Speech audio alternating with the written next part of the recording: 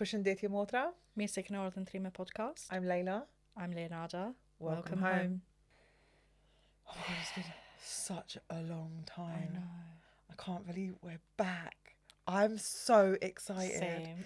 We are excited. back in a new studio. It's been like 2 months since we actually recorded an episode. You know that?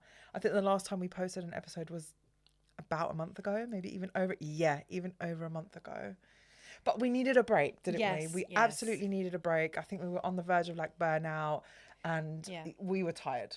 Yeah, we needed a break. And Ramadan was in full force. Yeah. But also we gave ourselves so much work.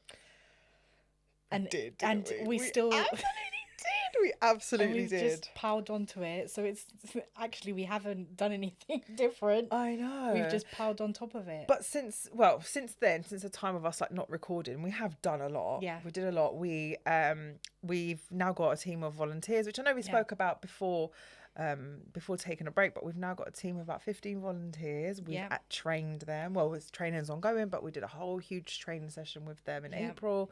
We delivered our first workshop for our Trime community, which was yoga last month. That was so, I loved that. I absolutely loved that. And we did a little sister circle as well after the yoga. And in a couple of weeks' time, we have a support group, which is actually going to be delivered by a trained therapist. Yes.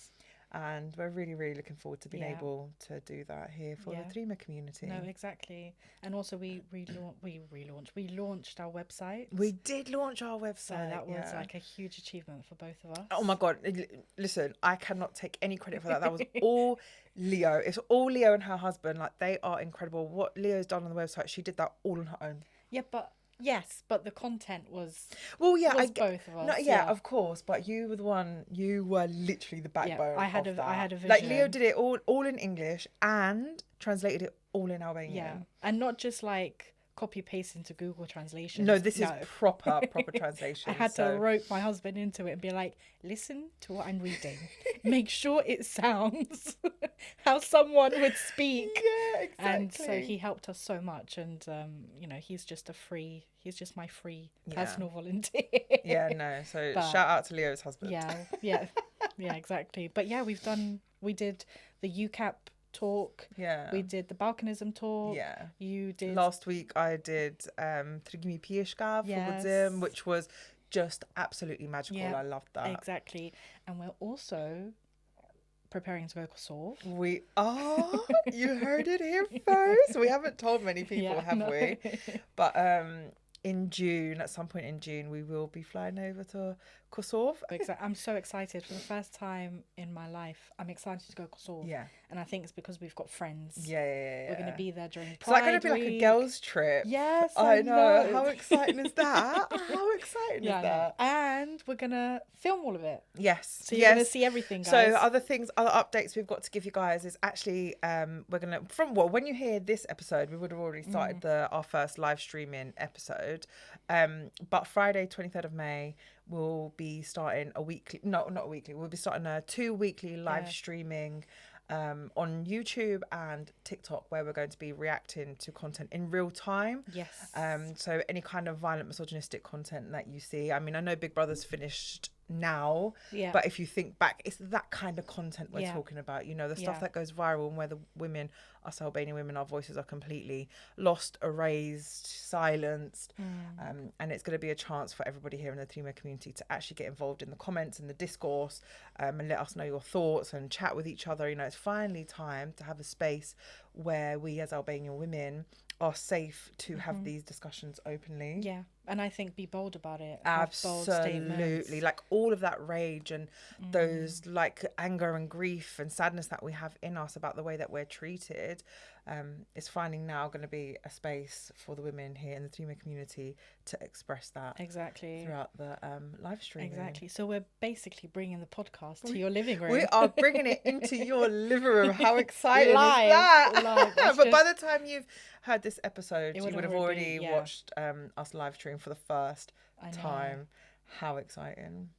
I just have no words. But yeah, so we've done quite a lot. Yes. We've given ourselves a lot of work, and there's more to do. We're just working behind the scenes. So now you can see why we absolutely needed to take time off. Yeah. I think it was very much one of those things where if we didn't take the time off from recording, we 100% right now would be finished kaput. Like us, personally, we would have been completely burnt out and the content would have been rubbish. Exactly. The content we would have been giving you guys would have been absolute rubbish, and we don't want to do that. So Leo, today's episode we are exploring our relationship with our mums. Dun dun dun. And when I tell you, me and Leo are gonna go deep. I know we say that every episode. We say that every single episode, but we are going to be going very, very deep in this episode. And in fact, I put like an anonymous comment box out yesterday on our Insta because I really wanted to see what the other women had to say in the Trime community about their relationships with their mums. And I asked on Insta, if you could say anything to your mum, what would it be? And not your typical surface level, I love you, I'm proud of you. Yeah, we all know we love our mums. We're all proud of our mums. We know that. But actually the nitty gritty, like uncomfortable stuff that you are too scared to have those conversations with, or you just feel like you don't have that space in your relationship to have those kind of conversations with your mum. And someone left this comment, and I thought, this is probably the most best way to actually kickstart this episode. So this woman wrote to us anonymously, and she said, and this is what she would say to her mum, right? It felt like you were always standing with dad and excusing his behaviour and gaslighting us. I understand now that you were scared too, and doing that you thought was the safest for all of us. But I needed to feel like you were with us, on our side, hearing us and protecting us.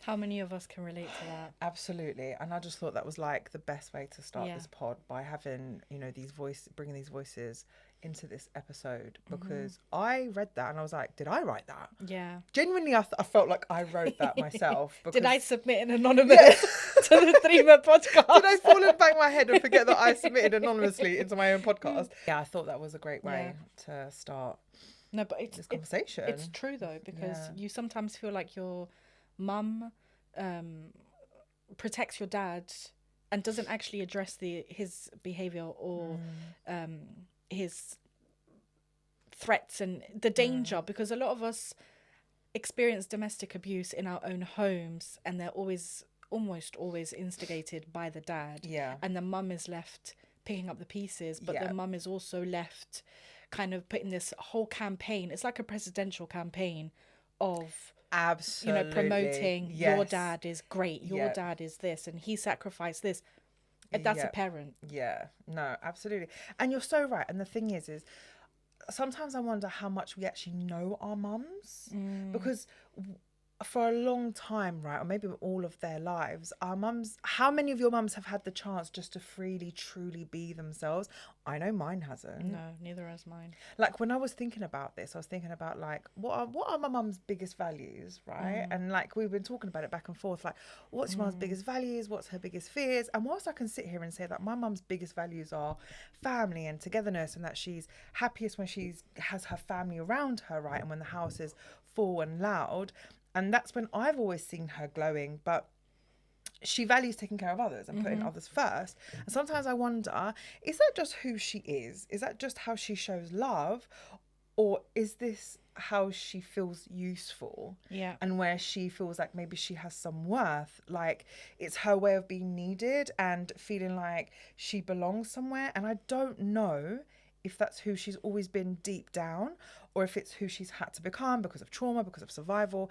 It's quite hard to separate the two, actually. I think the woman who she is actually is to the way that her life has shaped her. Yeah, and I can relate to that because that's kind of copy-paste of what I think my mum is like as well. I think the only difference is my mum had this huge responsibility on her back because her dad worked, well, my granddad worked abroad, took a second wife abroad. So my mum and all of her siblings had to step into this responsibility role. Wow.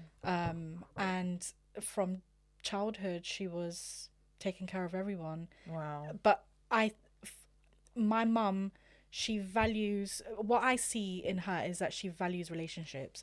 She is a social bubble, and she relies on these relationships to actually keep her going, but she loves taking care of people, but she doesn't actually stop and, you know, just say to herself, when am I going to take care of myself? Well, this is the thing. Have you ever actually seen your mum do anything other than take care of other people? No. Oh, I haven't. No. That's the only role I've ever known my mum to do in both family and work. So mum's a nursery nurse. That's her career. And, you know, she's worked in schools with children as well. She's been a nanny. So she's done that for like 20 years. Yeah. I don't know my mum outside of her taking care of us as children, other people's children, my dad, family, community. Yeah. I don't know her in any other way. No, because she's always attached. I mean, both, I can relate to that. I've seen my mum always attached to someone or something. Yeah. She's never actually been her own person. Yeah. She's never had the opportunity to study, to have a career, to build a career, or to just say, you know what, I'm going out with my friends for a pedicure. No, it's always like, I need to go home, I need to cook, I need to do this, I need to clean, I need to do this person. Always caretaking, looking after others. Yeah, absolutely.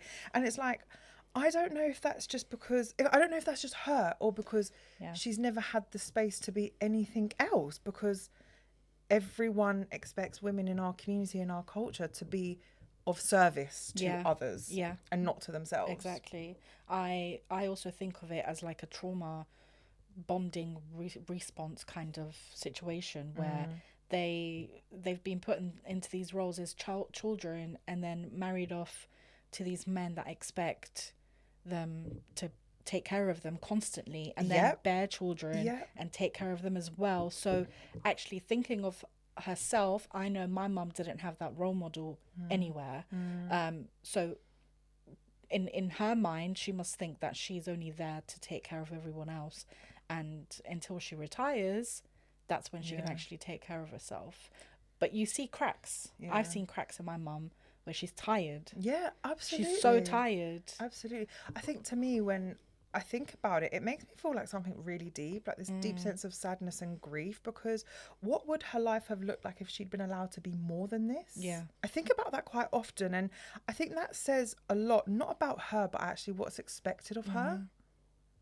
And there's this like ache, this grief I have for my mum, who I love her so deeply, but I've never really probably got to see her in her fullest, and that's because no one ever gave her permission to be herself. Exactly. And it's also probably why our mums, I mean, I can speak for myself, my mum made it a priority.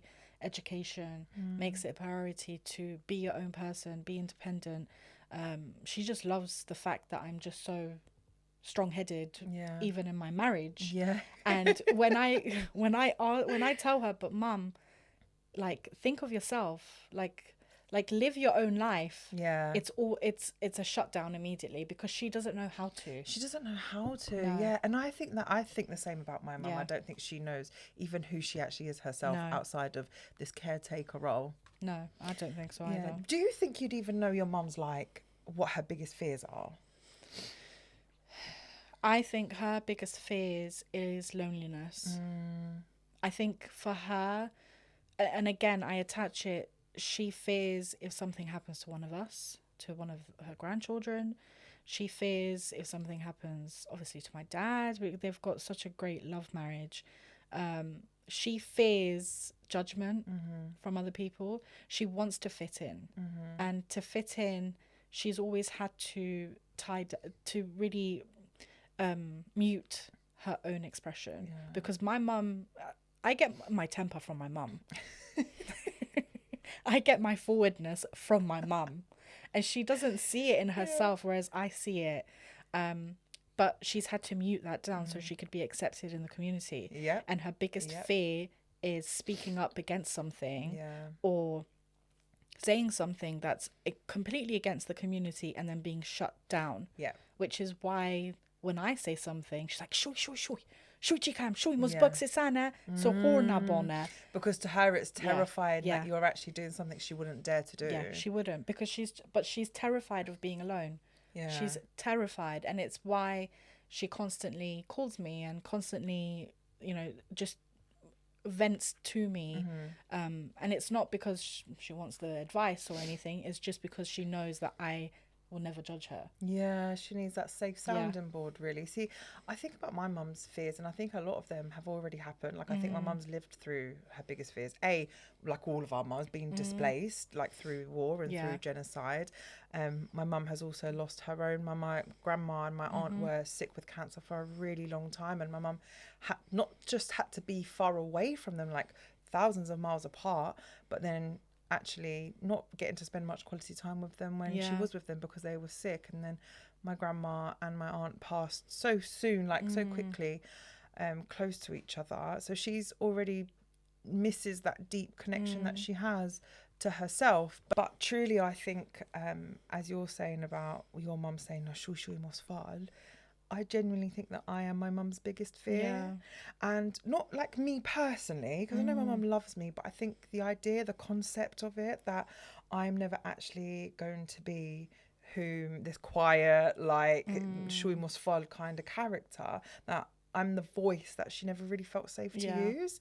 And I think that's really hard for our mums because they never got the chance to put these boundaries in place that we do, right? They were never allowed to. No. And being the disruption to this silence that our mums spend their whole lives in, which I know that my mum has, like carefully maintaining, I say choose very lightly because I think it's more like my mum was more forced to choose not to speak to keep the peace. Yeah. I choose confrontation. Yeah. I choose to confront these issues, and like where she stayed, I left, and where she's endured, I rebelled. If that's the word you want to use, go for it. And I think that terrifies her. Yeah. I think that like, not because she doesn't love me. I know she does. I know my mum loves me deeply, but because loving me means facing her own demons and, you know, all the stuff that she's had to suppress to survive. Yeah. And how scary is that? It is really scary. And it's scary even for me and you doing something like this, right? Well, I mean, like, we don't care, but the concept of it is scary, right? I mean, we just don't give a shit. No, we don't care. But I don't think that maybe even she realises it consciously, that I probably am her biggest living fear, like all of these things that I've done that have completely gone against the grain in our community and our culture. No, I mean, and that's actually really true, because for our mums, their biggest goal for all of their children is to make sure that they are settled, they are happy, they're healthy, they don't have, God forbid, any health issues, but more so, I feel like they feel it's up to them to put on their shoulders to teach us how to fit in the community, so we're not pushed out and we're not left on the street. Yeah, and it's like all of this is done out of survival. It's not done out of free will. It's done out of that I don't want to be ostracized. I don't want to be othered, because they've witnessed it happen over and over again in the community. And the thing is it's a really tricky thing to explain, because I feel it. It's this unspoken thing between me and my mum, but I feel it. Like, I feel it in the conversation. I feel it like sometimes, like when we have discussions, and then it just before we touch on something that's really meaningful and truthful, it stops, right? And it's like I am this kind of mirror for her, that what she sees isn't just me, but it's all the versions of herself that she's had to bury. And that must be really painful. And it's heavy for me to carry as her daughter. Yeah, 100%. Yeah, and it must be painful for our mums, I mean, in particular, to witness us do this, because I guess in some way our own liberation might to them feel like a bit of a betrayal. Yeah. But it's not. I know. I see it more as a statement of love for our mums rather than a betrayal, because I think what we're doing is we're opening up the doors for not only just our mums, but every mum out there and every woman and girl out there in our own community to actually make that step to use their free will and not have it muted, because free will is, you know, we're all humans. We've all got free will. It's not something that you can give to someone and take away. We're not, you know, we're not slaves. Yeah, no, absolutely. Even though we are treated like that. And the thing is even though, like, we are both Albanian women, our mums are both Albanian women, we actually are living in two different worlds compared to our mums. So different. And I think my mum's world is made of like sacrifice, silence, endurance, and that's like what my mum was taught, that's the currency of womanhood. Yeah, that's what it takes to be a woman, and that's what she comes from. Give until you have nothing left. Exactly. And I probably I guess that's probably echoed throughout the community quite a bit. That sense of watching your mum swallow their own voice, their own pain, their own dreams, because their survival depends on it. Yeah. Survival, absolutely. The respectability depends on it. Yeah, no, exactly. And that's how it's like, it's conditional, isn't it, to be a woman in our community? 100%. While I was thinking about this yesterday and really putting down all these hard memories and hard thoughts and everything about my mum, I quickly realised that actually my mum has had pockets in my whole upbringing where she said, you know, fight for it, do it, keep going forwards. Yeah. But then when it comes to my other siblings or other people in the family that they've actually conformed to this traditional lifestyle, she doesn't understand it. And so the opposite, actually. She just doesn't get it, and she's just like, but why? Like, why would you choose that lifestyle? Have you not seen how much I've had to endure? Have you not seen how much I've had to suffer? Why would you do that? Why would you stick to a man like that?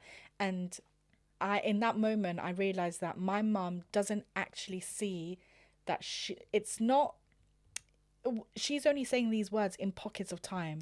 She isn't actually practicing it. Yes, because it's not been role modeled, I guess. Exactly. I know exactly. And because of that, and because of that, other people in the family are just mimicking her. Yeah, I see. Because children learn everything from their mum. Yeah. I mean, I'm just the black sheep. I don't know what happened to me, but the black sheep, the rebel. God, I hate. I don't know what happened to me, but rebel and black sheep, because you wanted a life that was free from like abuse and not survival. No, Come on, drop me out. But I don't know what happened. I genuinely don't know what happened with my mindset. I think I was just so focused on succeeding, but also that could also be linked to coming into the UK, the whole asylum seeker memories and the trauma from that actually I never want to be tied down and just, you know, want to do and keep going.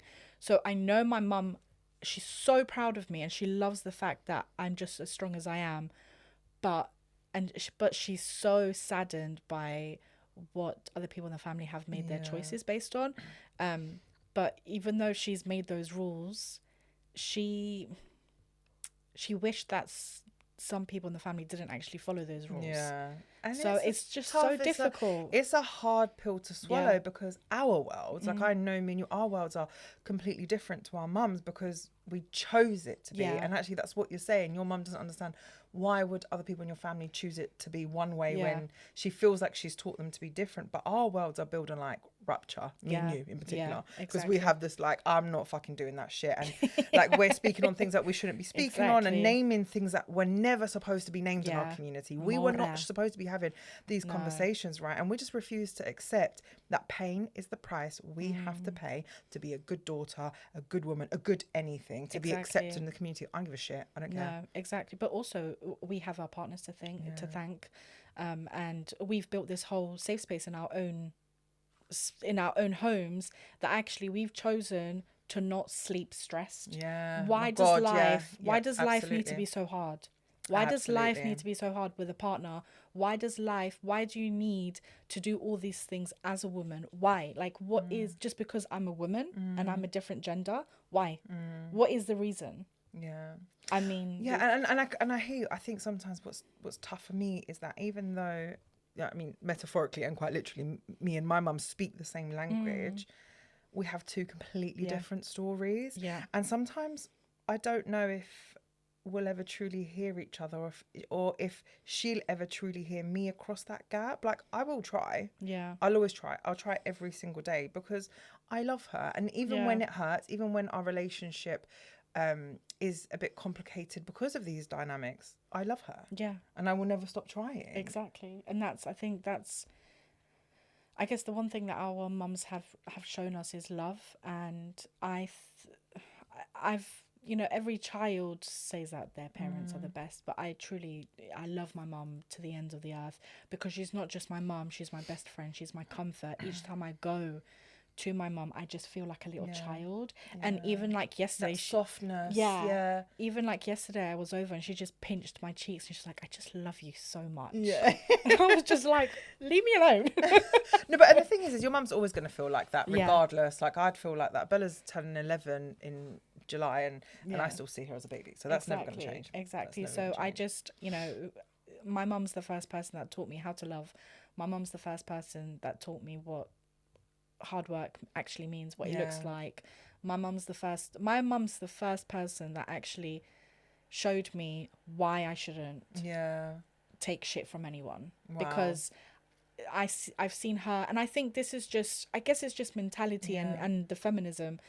When I've seen her struggle and put her head down and just take bullshit, as a child, I was like, that's never fucking happening to me. Fuck that. It's just seeing her suffering really just did something different for me. But even when we clash, I remember the first time we really clashed was at the beginning of my journey going into college and then university. In college, I had friends. That's when I started becoming a social butterfly, because before then, I just had my books. I was a bookworm. And then I went into university, and my parents didn't allow me to live out, so I would have to travel 2 hours and a half to university and back. And I remember this was a month in, I was really late, and my mum, she threw the biggest fit. She even slapped me. And my dad and my uncle actually came to my defense. And that was kind of the biggest clash we've ever had, because for her, it was like, I'm scared because you're out by yourself. And for me, it was like, yeah, but I need to go. I need to do these things. Otherwise, how am I ever going to learn how to do anything? And then from then on, she kind of just allowed me to be this butterfly. I just proved to her that I can defend myself. See, I don't remember like having like one particular moment when me and my mum clashed, but I think it was that slow unraveling as a child and that gradual realization that actually we were living under the same roof but dreaming of two completely different things. Like I remember being really young and begging my mum to leave my dad, like begging her to leave, because I could see how unhappy we all were. I could see the tension, how terrified we all felt walking on eggshells every day. And even as children, we knew that that wasn't what family, somewhere we knew that's not what family's supposed to be. We weren't afraid of a broken family. We were already living it. And my mum wouldn't leave, right? And I know, like, it's not, I don't blame her for not leaving. Like, I completely understand why. But she'd say things like, I don't want to split the family up. And I couldn't understand that, because there we were, me and my siblings, being like, but we don't want this, you know, like, we're telling you, you're not splitting the family up. The family's already broken.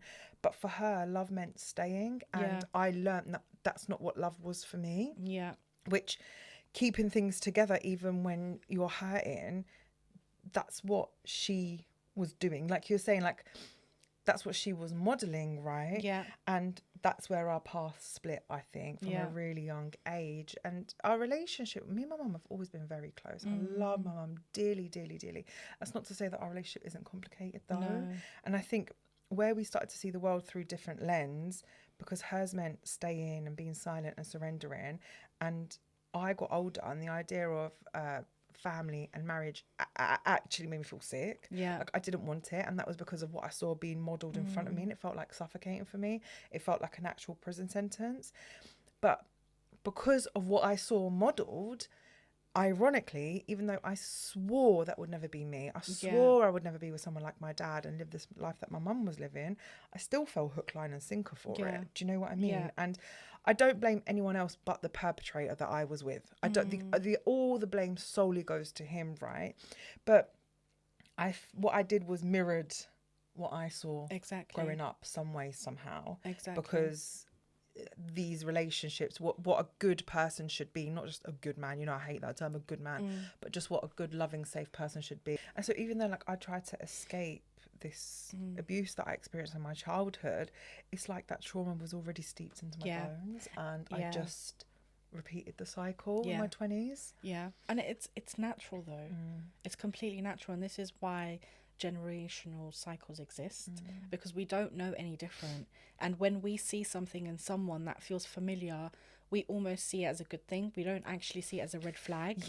And because all it is familiar. That's all it is. It's not safe, it's not love, it's just familiar. That's it. And we just don't know how to differentiate from the two. And that's not our fault, and that's not our parents' fault to an extent, because they never had any modeling from anyone, or Yeah. even emotional intelligence. I mean, half the Albanian community don't even know what emotional intelligence are. They think it's just this myth, Yeah. and it's just woke energy, because it's not.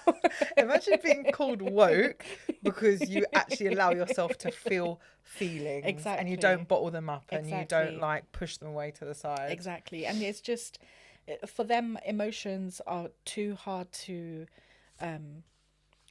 really process, and it's something, I guess, in a way, I can identify in myself. I love loving, and I love to give love and care, and I love thinking about people and trying to see the good in everyone. But at the same time, when I'm fed that same love, I don't understand it. Wow. Because it's like, why? Yeah. Why do you love me? Yeah. Why do you like But, me? and I think that this is the hardest thing to Yeah. explain, right? Because my mum never actually explicitly told me word for word, stay silent. She never said Yeah. that. In fact, she was the one who encouraged me to get an education, to get a job, to never rely on anybody, especially financially. She wanted me to build my own life. And that's something that I'm really grateful for, because literally from the second I got my national insurance number, I got a job straight away. Yeah. Like I started doing like Christmas temp jobs and things like that. So I had my own money. But whilst I'm grateful for that, I've come to realise that that drive for me to be independent from her wasn't necessarily out of liberation, but that was purely out of survival. Yeah. It wasn't just for me to be a free young girl. She was teaching me how to survive. Yeah. And there's a big difference between the two. Yeah. There's a huge difference between the two. A huge difference. Because I think if you were to actually allow your daughter to actually for argument's sake, to go to festivals, to travel, to go out with their friends, to actually go traveling, to do all this kind of stuff, you're teaching your child how to be free. You're teaching your child how to be independent. But she was teaching me how to endure, how to cope, how to function. Do you know what I mean? In a more resourced way. Yeah. So that if I was surviving, it wasn't like her survival in the early years where she didn't have her own job, she didn't have money, and she was solely financially reliant on my dad, or you know what I mean. So she was teaching that even if you are in this position, at least you have your own money, at least you have your own education, and they are two completely different things. Exactly. And it's so sad. It's so sad to think that your mum teaches you that before they teach you how to actually be happy in your life, and what happiness actually looks like, and what you should wake up every single day and be thankful for, and do all this kind of stuff. It's more like she was preparing you for waking up every single morning and saying, I just need to survive. I need to make my money. And then if I need to leave, I can leave. And it's just such a sad place to be in, because you're almost already predicting that you're never going to be happy with someone. And that's sad. And I think that's where so much of the internal conflict comes from. And there's a younger part of me that's really grieving and like still hurting, because she didn't show me what it meant to break the cycle.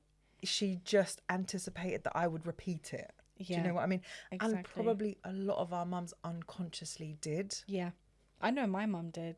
I mean, she, even though she pushed me to go to university, she also would push me to consistently be obedient, consistently be this pure being, consistently be have these beauty standards, consistently be this weight. So for her, in some way, I know that she was preparing me for marriage. But when she was preparing, and I always pushed back, I wasn't interested in it. And she didn't understand it. And our parents, I think they forget that we record everything as children. I mean, Bella probably, she's a recording. Absolutely. Her whole brain is just a recording cabinet. They forget that we see everything, and we make different perceptions because we are in a foreign country. We are in the UK. We're raised with different cultures, and we can see stuff that's slightly different. I pushed back because I always had this thought in my mind, I don't want a marriage if it means that I'm going to lose myself. I don't want a marriage if it means that I have to create babies and I can't go after what I want to go after. No, and that's the thing, right? Because our mums didn't choose themselves. They chose again. They were forced to choose to keep the peace, which meant staying silent. But I wanted her to be the one to lead us out of the fire.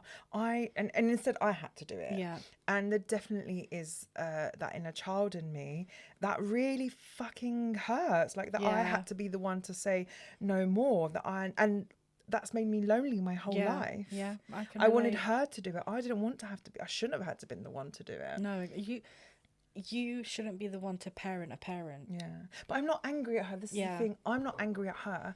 I'm angry at the cards she's been dealt, right? Yeah. I'm angry at the fact that life has given her such little room to move. Yeah. And I'm angry at the fact that women in our community, our mums, every single woman in the community, they're subjected to these set of rules made and set by men to keep us all obedient, so that they can do whatever the fuck they want to do. Yeah, and it's this world that comes with so many, like, it's rule after rule after rule. And you know what? Yeah, you can say that unspoken rule. No, they're not. In our community, they're very, very loud rules that women and girls are supposed to abide by. Yeah, because the one thing that all Balkan countries, including Albania and Kosovo, have is that every single person is direct, especially the men. They just think they can come up to you and say, well, you're fat, aren't you? Like, yep, absolutely. Why don't you do this for your husband? Absolutely. Who the fuck do you think you are? The thing, exactly. But like, I see now how hard it must be to actually witness your daughter reject all of that. I see that now. Not because I think that would hurt me if my daughter did it, but just I'm older and wiser, and I see it from a different lens now, that she had to stay silent because it was the safest option. So for women like us who completely went against the grain and weren't silent, were really loud, that wasn't safe. Even now to this day, it's not safe. Yeah, exactly. And it can also feel like my daughter's done it, and yes, I'm happy for her, but I'm sad for myself. Well, yes, because we've probably forced our mums in so many ways to confront parts of them that they've spent their whole lives running away from and avoiding. Exactly. And of course, a lot of it has to do with the fact that they've never had the safe space to address it and to confront it. But here we are now, Lejla and Leo, really like not allowing anyone to get away with anything anymore, you know? And that's huge. That must be really big for our mums to navigate. It must be really tricky and difficult for them to navigate right now. No, 100%. And I think my dream is just to have this really good close relationship with my mum and never stop loving her, and her never stop loving me, which I think that's impossible. No, yeah, exactly. But I just since the start of Trime, I can see my mum in a whole different light, and I can appreciate her and be so much more empathetic to her. But I just hope we continually just talk, are as close as possible, and never actually shy away from talking and just being open with each other, because I think the last thing that any one of us want is to push our mums away. I can say for myself, I think me and my mum are closer than ever, and it's more because, like, one, it's because I shapeshift around her. I keep a lot of myself locked away now. I don't really argue. I don't push her into these narratives, or I don't give her my wholehearted opinion because I know in some ways it hurts her, but I give her bite sizes, and it's really just transformed this whole relationship. And I feel like she sees me more as a woman than just her child. See, like, I hear you saying, like, you and your mum are the closest you've ever been, and that makes me feel so sad for myself, because me and my mum growing up, we were literally thick as thieves because we only had each other.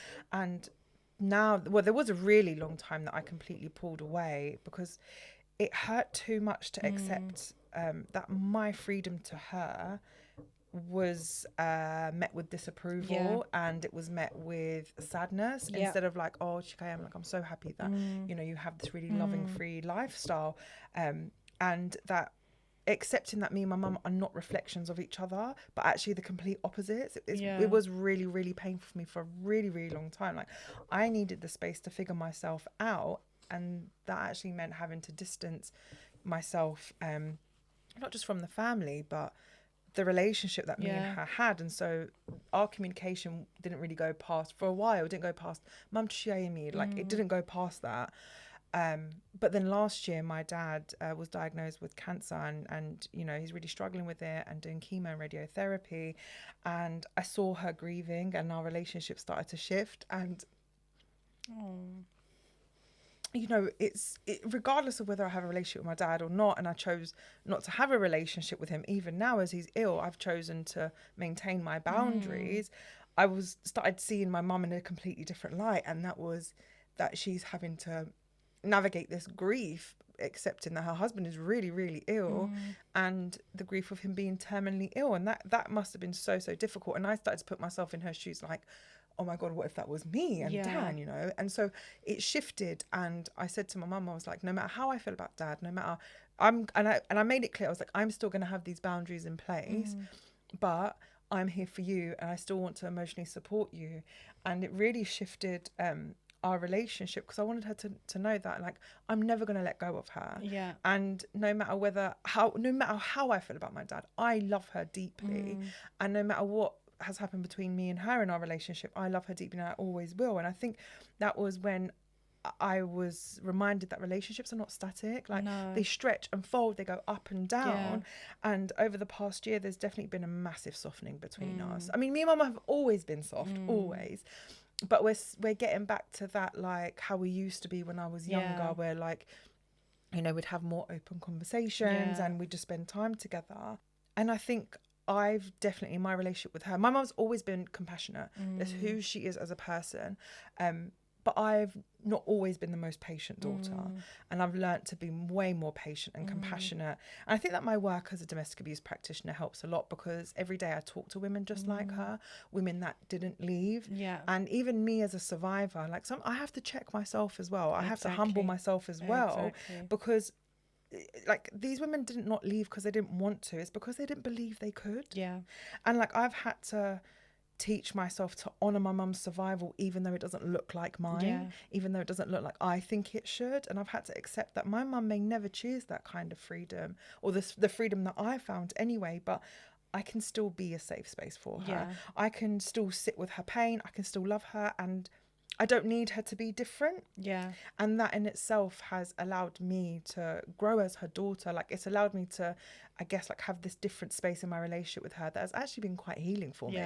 And I think just hearing you say that is really emotional, but I think we sometimes forget that our mums also have inner children.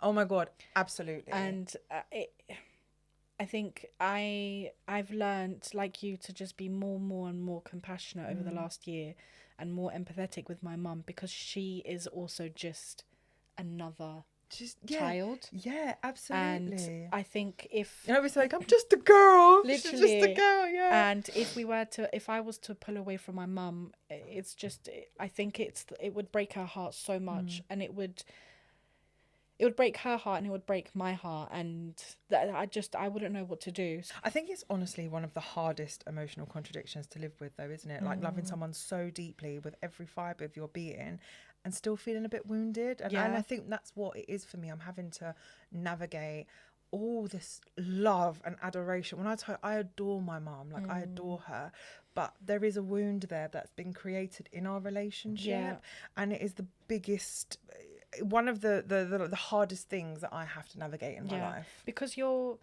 grow up and you're put through these rules and regulations, terms and conditions in our households, but when you grow into an adult, you feel hurt, because you are hurt by their own suffering. You are hurt seeing your mum go through what they've been through. And sometimes, I mean, I sometimes feel selfish, because I'm like, I get to live this life, whereas my mum suffered so much, and I basically, I talk about that a lot, I lived her suffering, I lived her muted expression, and now I get to live however I choose to, because I've got a great partner. I feel sometimes like selfish. God, that term, muted expression, that's it, isn't it? That perfectly describes it, because it's like, we love our mums so fiercely and we want to protect them, but we also have this immense amount of grief for this life that we want. We think, remember, because this is all subjective, like, for this life we would have liked them to live. Exactly. And that's really difficult, I think, us as Albanian daughters having to navigate. Because this isn't what we experience in our relationship with mums is not unique. No. I would actually think that probably a lot of Albanian daughters experience this with their mums. Yeah, exactly. And I think the biggest thing for me is knowing that they've suffered so much, knowing a lot of mental suffering, a lot of physical suffering, that in turn does turn into actually health issues. And a lot of people don't actually realize so that. much. Yeah. And then we've got these women and men dying earlier in the Albanian community. Well, no fucking wonder, because every single one of us, full of stress, full of PTSD, and no one addresses it. And that's also another thing that plays in my head constantly is my mum is still suffering. My mum is still having a hard time, not from my dad, but just from her own misogynistic views. She's still misogyny. She's still like, she still puts herself forward and does all of these things because in her head, in her mind, she thinks there's no other way and she has to do it because now it's just, that's it. That's life for her. So she has to take care of this person. She has to take care of these duties. She has to go to work. My mum uses that word all the time, duties. She uses that word all the time, but it's my duty. And this is why, because I know that this is inherited. Like it's not necessarily something they would have just believed, but it's been passed down for generations. But it's one of the reasons why I just have so much compassion for my mum and for what she's endured.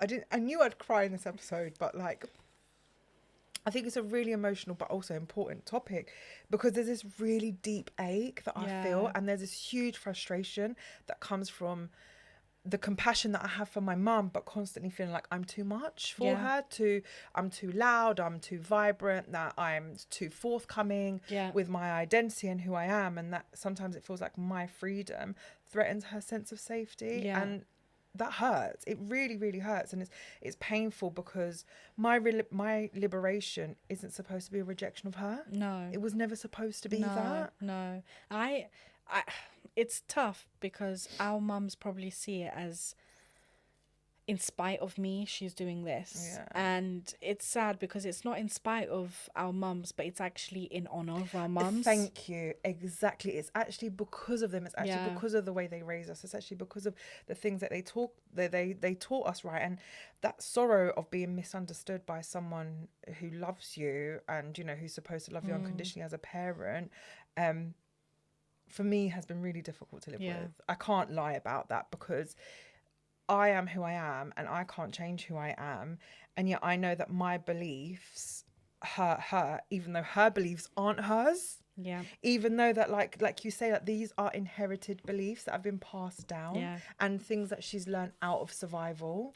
It's tough. I mean, with my mum, I grieve the relationship that we could have had, because as my mum, I've always seen her as a strong person and someone that you have to approach yourself as a strong person.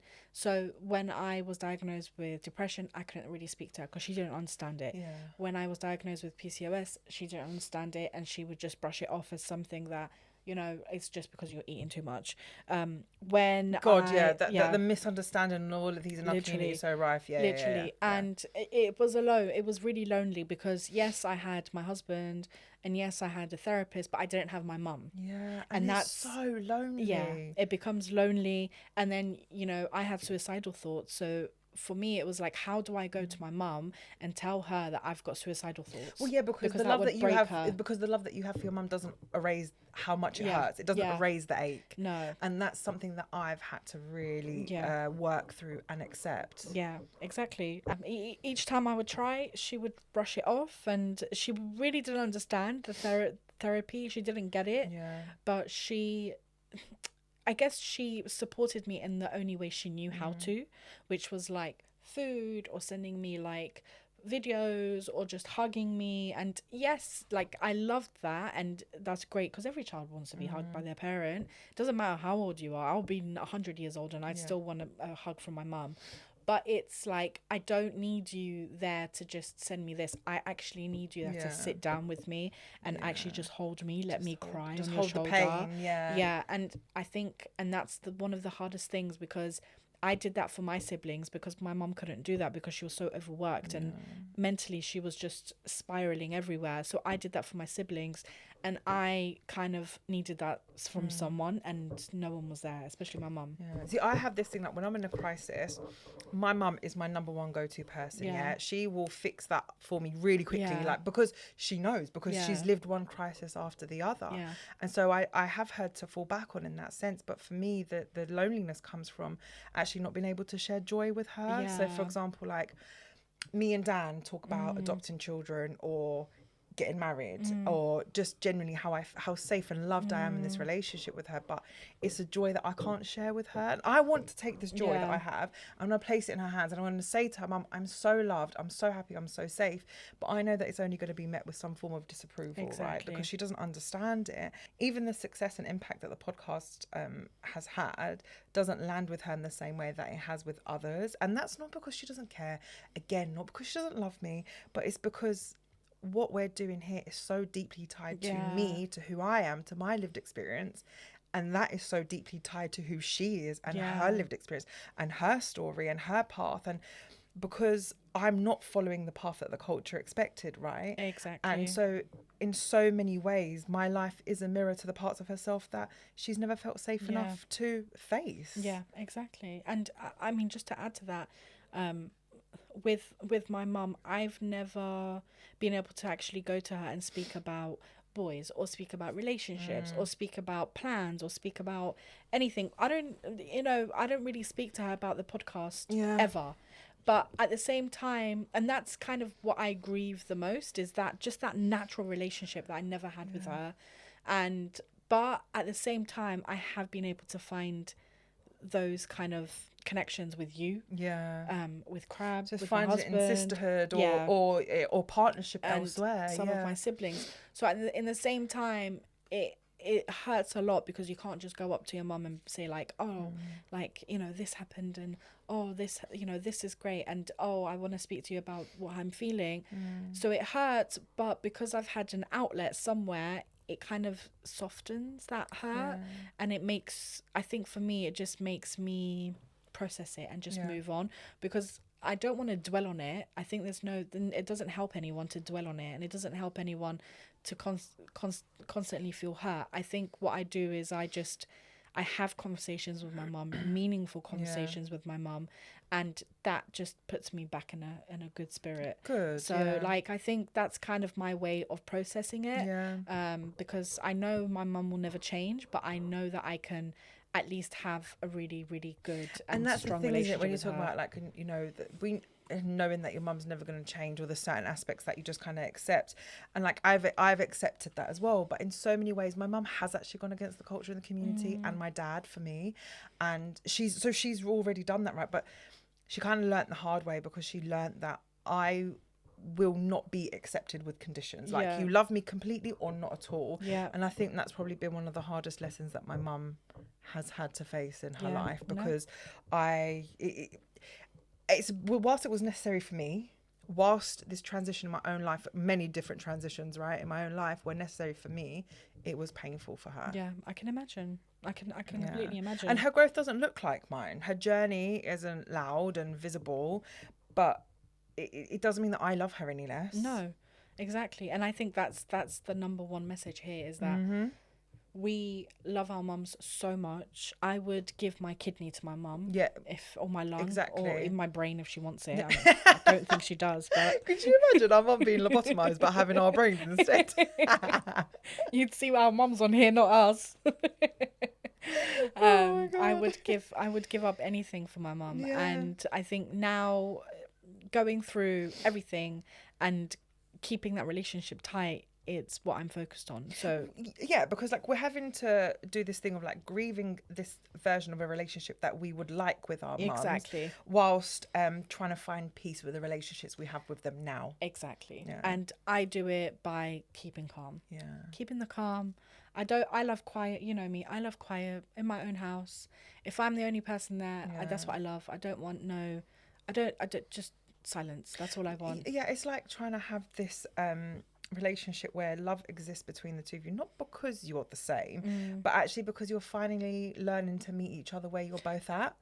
And not forcing each other to be the way that you want them to be. And just being happy. And I know we were having a conversation in the garden with one of my aunts, and she was saying to my other siblings, you know, you should do this for your husband, and you should do this. And I was just like just sarcastically, like, yeah. And she looked at me, she's like, well, this doesn't apply to you because you've got an amazing husband. And I'm like, She's like, your husband would die for you. And my mum was like, no, everyone should just be like Cleo, where like she's got a partner that literally worships the ground that she walks on. And I think my mum, she loves the fact that I've got that love in my life. And my relationship with her now, we've worked so hard. Maybe to her it doesn't seem like we've worked hard, and maybe it's just me that I've just put all this effort in to just dial myself down and just meet her at her own level, and just kind of like be that daughter, and not really come with all these opinions and all that. Just meet her and give her snippets of advice.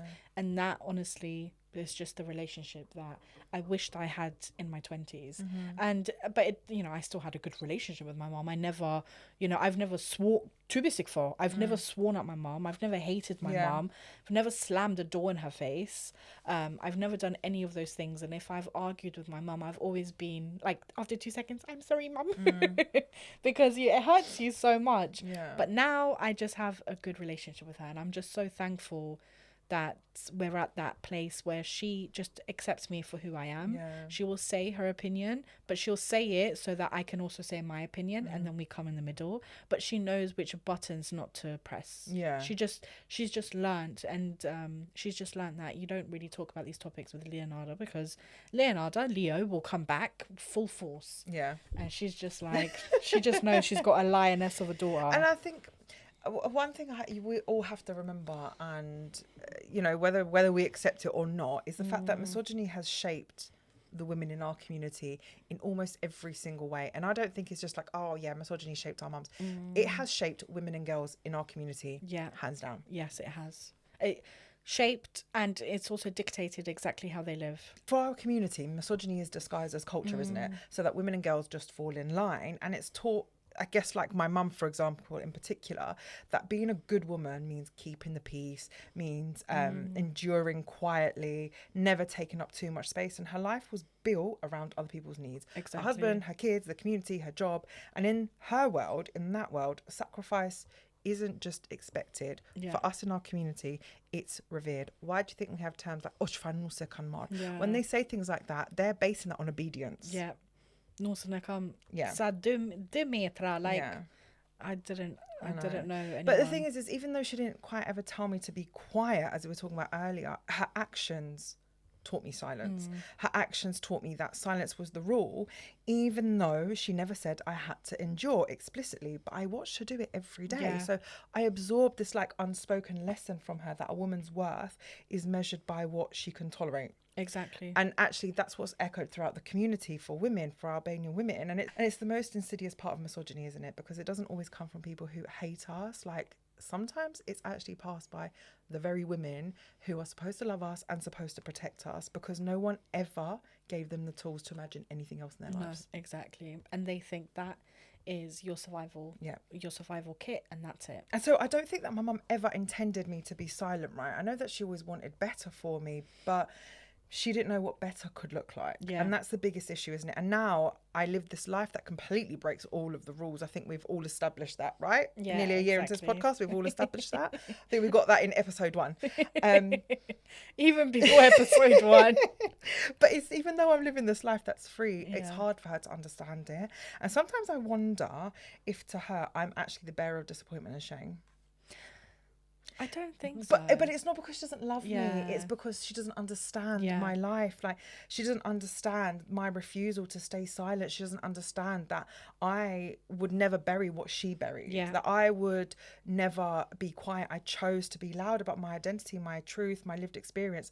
I didn't want to endure. I didn't want to disappear. I didn't give a shit what anyone else said. Least of all, any community anywhere. Because if I wasn't going to be accepted for who I am, then I don't belong to that community. I don't fit in there. And that's fine. And I saw what silence did to her. I saw what silence did to the women in our community, and it made me feel nauseous. Like, I knew deep down that was never going to be my life. Everyone always just looked so fucking miserable all the time. I'll be honest. I used to look around the community. Everyone looked so miserable all the time. And that's why I chose a different path.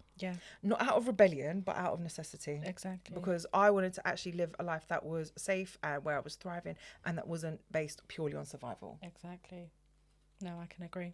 But I think what we're obviously discussing here a lot is that mother wound, that having to grieve the loss of a relationship, but sometimes not being able to quite pinpoint our fingers on it. And for me, that grief, I don't always do that in dramatic ways, but for me, it's more in like quiet moments when I see other women openly speak about their mothers when they're celebrating milestones together, because that's something that's been taken away from me and my mum. Like, we've not really had the chance to celebrate big milestones together, where there's like a softness in their bond that doesn't need explaining.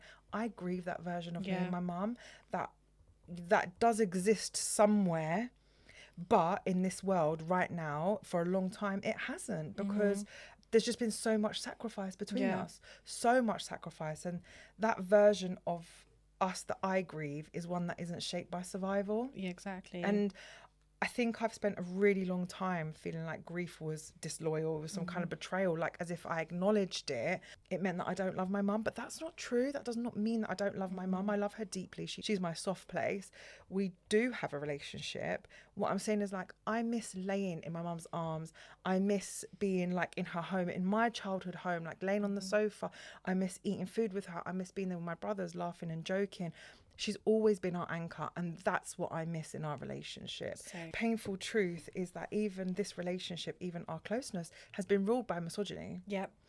And by the culture, and it's all part to play in how my dad's treated us and how he's treated her, how he's treated me, and how my mum was expected to fall in line with him instead of me as her daughter, right? Instead of standing beside me. And that's why that comment that person left on our Insta really just caught me, because the expectation is for women to be loyal to men even before their own daughters. And that is definitely one of the hardest wounds that I carry. Yeah. And it's why I put firm boundaries in place. It's why I have this, I don't have a relationship with my father, why I stay away, why I can't be around him. But obviously my parents live together. They're still married. So that adds that even more complicated layer. But I miss it, and I know she misses it too. Yeah. And we're trying in our own way to build a relationship that works for us right now. And we'll see how that goes, but I'd be lying if I said I didn't ache for the version of us where it's just me and her, no tension, no pain, no noise, just that quiet, peaceful mother-daughter relationship that is there because it was there before, but it was robbed from us. So this grief that I feel about my relationship with my mum is one of the reasons why I completely decentered men from my life, because I saw what misogyny did. I saw what men do to women, the turmoil, the violence, the rules, the controls, and it shaped me profoundly. And I just never wanted that for myself. I knew that I needed to create a life that I wasn't constantly surviving, where love is safe and freeing and not conditional or crushing. Like, I wanted something different, and I wanted something different for my own sanity and for the next generation. I'm sick and tired of having to live in survival constantly. You want to live your own life with no rules. You can put your own rules in place. Yeah, and you said, I have had to look for these relationships elsewhere in my life, and for me, it's been mostly in the sisterhood, in women elsewhere, whether they're female mentors, whether they're elder Albanian women in our community that I really relate to, and they've been really supportive. And sometimes it's meant simply allowing myself to miss that part of my relationship with my mum. The holding that space, that longing, and not trying to fix it, not resenting it, but honouring it. And because grieving what we don't have or what was robbed from us doesn't mean that we're ungrateful, it just means that we know we deserve more. That's simply it. And I genuinely do look forward to the day where me and my mum can have that part of our relationship back again. So, final thought of this episode. If your mum could truly hear you, what would you say to her? Truly hear you. No judgment, no shame, nothing. No conditions. Truly hear you. What would you say to her? What I would say to her is that her life, I want to understand that in her pain, she passed some of that pain down to me, and she took away bits of my innocence in doing so. Not because she's cruel and she's this witch kind of person. It's because she didn't understand or know anything different. And I know I don't want her to feel guilty. I don't want her to feel shame, and I don't want her to feel sad about it. I just want her to understand that she is the reason I am who I am today. And I just want her to be proud of the fact that she gets to call herself my mum, and I get to call her my mum. And I want her to see me as I am, like a woman, and this kind of, probably big-headed, but this diamond that kind of came out of her suffering. And I think the last message that I want to, if you know, if she heard this, is I want to say to her, like, I love you so much, but I also love myself. Yeah. And I just want to end it with that. I love that. I'm so proud of you. Thank you. What I would tell my mum is that I really want her to understand that the woman I am isn't a rejection of her, but it's a result of her, and that I didn't turn away from what she dreamed, the vision that she had of me, or the culture or traditions out of disrespect. But I walked a different path because I had to, because I saw what silence did to women in our community before me, and I couldn't survive like that. I couldn't make a life out of that. And I want her to know that I carry her in everything I do, truly, genuinely. Like, I need her to know that Trime today exists because of her, because I turned my pain, our pain, my collective pain with my mum into this platform where now other Albanian women just like us find a safe space. And I made this life for myself out of refusing to be quiet for the things that hurt us in our past. And I know it might look like rebellion to her, but actually it's a form of love. Like, it's me saying we deserved more. It's me saying that, like, she still deserves more, right? And I want her to understand that just because I found safety and joy outside of these traditional paths, outside of men, outside of marriage, outside of compliance, that doesn't mean that I lost my way. I actually found my way, and I've built this life rooted in truth and softness and freedom for me. And this is the life that I fought for, and in so many ways the life that she fought for me. And this is my life where I feel like I'm loved and I truly, truly belong without shame. I need her to know that the boundaries that I have with my father were never about punishing her. They're about me choosing myself, just like you're saying. Like, I love me too, and I love me more. And I hope that in some way that shows her that she too was always allowed to protect herself, and that she always ongoing is allowed to protect herself. That love and loyalty doesn't mean self-abandonment. And I want her to know that I see her, like, fully, that I honour everything she survived. Oh, Lejla. It's okay to cry. Yeah, like, it is okay to cry. And even if we can't understand each other, there's no world where she's not my mum. And I'm not her daughter. Like, under every universe and all the stars, I will love her. And that I hope one day she sees that this life I've created for myself isn't a threat to her, but it's actually a tribute. Like, everything that she survived, all the silence, all the pain, this is what I made out of it. And it's like her legacy. Like, I'm really, really looking forward to, like, so much, with so much hope in my heart, because I know one day it will happen. But when the day finally comes that me and her can have that part of our relationship again, where we can be just mother and daughter the way that we used to be, with that ease and that warmth and that laughter, and just to lay beside each other and hug each other without that tension, and without having to talk constantly and walk over old wounds, where it's just me and her. And I know that day will come. But until then, I will hold space for the love that I have for her, for our relationship, just so deeply, and that every part of me still believes in us, in the relationship that I have with her. That's beautiful. I'm so proud of you.